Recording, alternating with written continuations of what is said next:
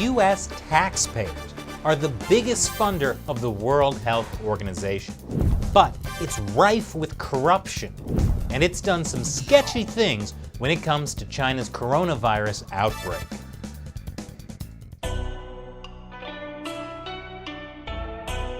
This is China Uncensored. I'm Chris Chapell. When the world is threatened by an outbreak of a deadly coronavirus from China, who are you gonna call? No. Who? The World Health Organization.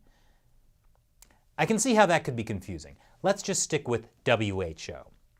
And I can see how the WHO's response to the coronavirus could also be confusing, because it's hard to understand how the main global organization charged with handling it could have screwed up so badly. The World Health Organization is a United Nations body concerned with world health, at least supposedly. But it turns out corruption in the agency is putting lives at risk. By now, it's a recognized fact that the Chinese Communist Party has used a two-step solution to deal with the coronavirus. Step one, cover it up. They arrested whistleblowing doctors and journalists. And state-run media either kept numbers of infections impossibly low or didn't report on it at all. But after weeks of cover-up allowed the virus to spread across China and around the world, it became too big to cover up.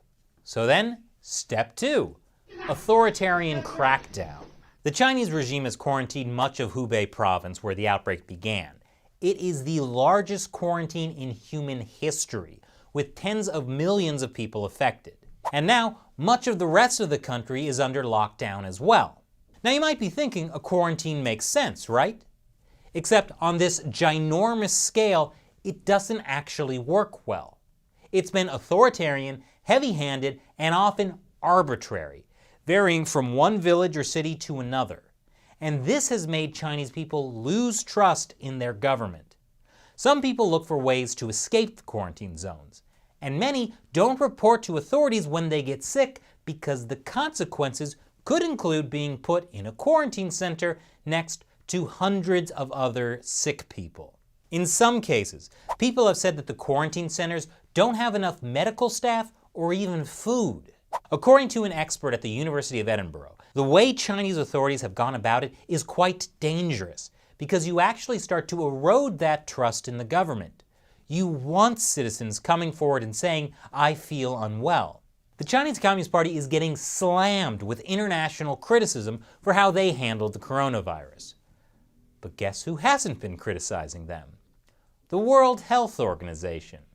In fact, the WHO has been praising how the Communist Party has handled it.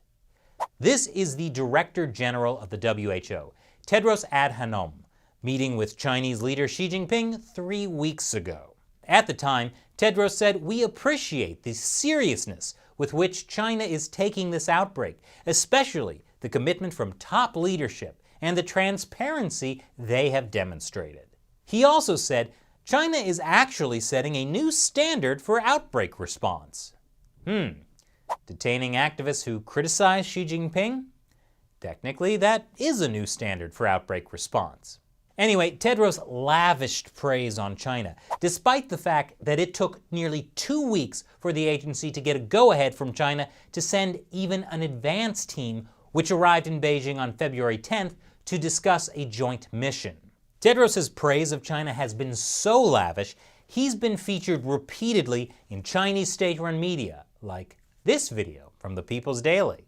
China took action massively at the epicenter, at the source of the outbreak. This is heroic. The actions of China is making us safer. Maybe it's just me, but I don't feel a whole lot safer.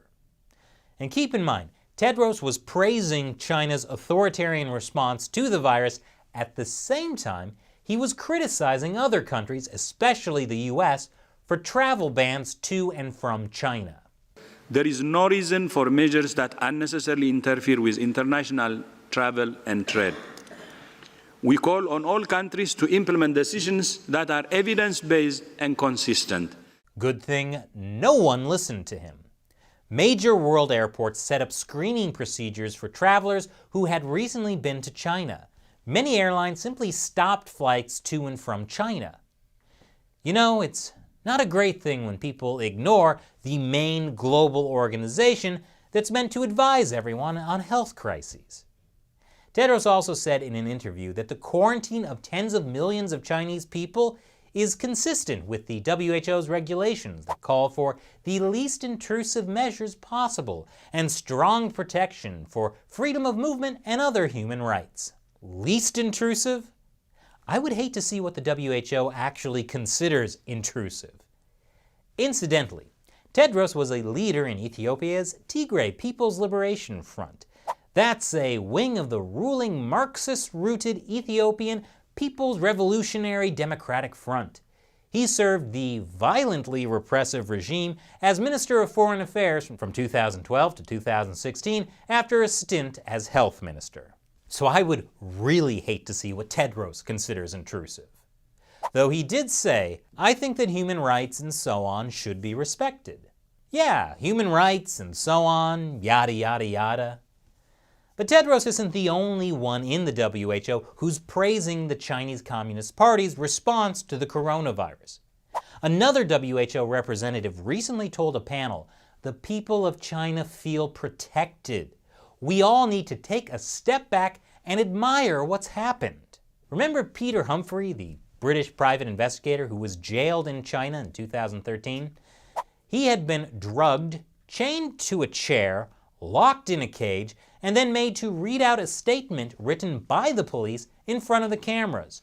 The anchor who presented the footage, James Chapell, is now a goodwill ambassador with the World Health Organization. This kind of praise for China has been going on for years. This statement from former WHO Director-General Margaret Chan says, in the eyes of the world, China is increasingly seen as a model for development at many levels. China has lifted millions of its people out of poverty. And China is extremely fortunate to have a president who has made health the center of all government policies. And if the people don't want to be healthy, sometimes you just gotta force them. Incidentally, Beijing backed the appointment of Margaret Chan, a former director of health in Hong Kong, as WHO Director General from 2006 to 2017. But beyond just praise, the Chinese regime seems incredibly successful at getting the WHO to bow down to its claims over Taiwan. In case you don't know, Taiwan is a sovereign country with its own government, military, and currency. But the Chinese regime considers it part of China. And China has used its influence in the WHO to keep Taiwan out. Here's a speech given at a WHO meeting last year. There is simply no principled basis why Taiwan should not be here. The only reason why it is not here now is because of the fact that the government in Beijing does not like the current administration in Taipei. And yet, Taiwan is not allowed to join the World Health Organization as a member state, or even as an observer. And that puts Taiwan's population of 23 million people at risk.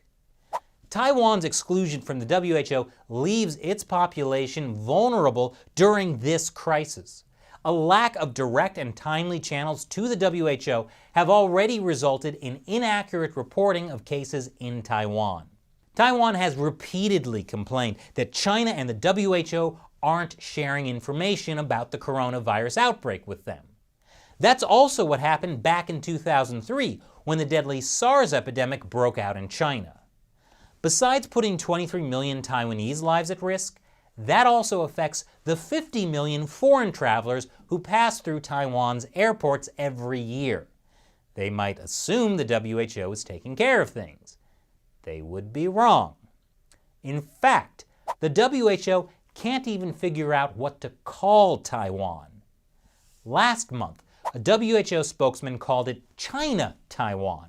And then a February 4th report flipped it and listed Taiwan, China, but got the number of cases wrong, relying on data from Beijing, not Taipei. Now, the WHO doesn't even mention Taiwan. They recently called it Taipei and environs in a list of affected cities in China. Why does China have this kind of influence over the World Health Organization? It turns out the WHO is horribly corrupt. An audit revealed there has been a surge in internal corruption allegations across the whole of the organization, with the detection of multiple schemes aimed at defrauding large sums of money from the international body. That included an upsurge of internal complaints of corruption, fraud, and even sexual harassment from across the 7,000-strong organization, overwhelming an internal team of 4 full-time investigators and 2 consultants. And yet, the division of the WHO responsible for handling the coronavirus outbreak is so chronically underfunded it has repeatedly been found to pose a severe and unacceptable level of hazard. Great! So some people in the WHO are scamming loads of money and getting rich, while the coronavirus team is way underfunded. Maybe that's why the WHO delayed issuing a global emergency over the coronavirus, even though human-to-human transmission had already been confirmed. Or maybe it's because of China's role as a donor to the WHO. After this 2017 meeting between Tedros and high-level Chinese leaders, the WHO got a big new financial contribution from China. China also wants to build an $80 million headquarters for the Africa Centers for Disease Control and Prevention. Guess where they want to build it? In Ethiopia. Wow, what a coincidence that that's Tedros' home country. The US is pretty sure it'll be used for spying. But China's importance to the WHO derives not so much as a current donor, but as a future source of funds and a partner with which to tackle the biggest global health problems. Well, China's got the money and 20% of the world's population. But is the ruling Communist Party really a good partner with which to tackle the biggest global health problems? A lot of health experts are furious at the WHO for their praise of China's response to the coronavirus and their delay in issuing a global emergency. According to Lawrence Gostin, a professor of global health law at Georgetown University, who also provides technical assistance to the WHO, we were deceived. Myself and other public health experts, based on what the World Health Organization and China were saying, reassured the public that this was not serious, that we could bring this under control. Allegations of corruption in the WHO are nothing new. In 2017, this expose from the Associated Press found that nearly half of the WHO's $2 billion budget went to first-class airfare and 5-star hotels. The United States is the largest contributor. U.S. taxpayers fund about a quarter of the WHO's budget. And get this, that doesn't include costs covered by host countries seeking to curry favor, which are off WHO's books. And if you know anything about the Chinese Communist Party and how they buy influence, it's often by spending on lavish trips. Now, there's no evidence that's what happened with the WHO. I'm just a bit concerned, what with all the corruption and bootlicking, especially because the WHO relies on the funding and the cooperation of members to function, giving wealthy member states like China considerable influence.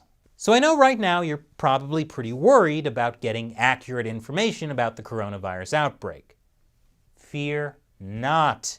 The WHO is also battling misinformation, working with Google to ensure that people get facts from the UN Health Agency first when they search for information about the virus. And that's why below this video on YouTube, a platform owned by Google, you'll see a link to the WHO, the most trustworthy source of coronavirus information.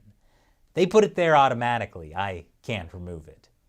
Of course, if that's not enough to point your opinion in the correct direction, YouTube has also demonetized almost every video I and everyone else on YouTube has published about the coronavirus.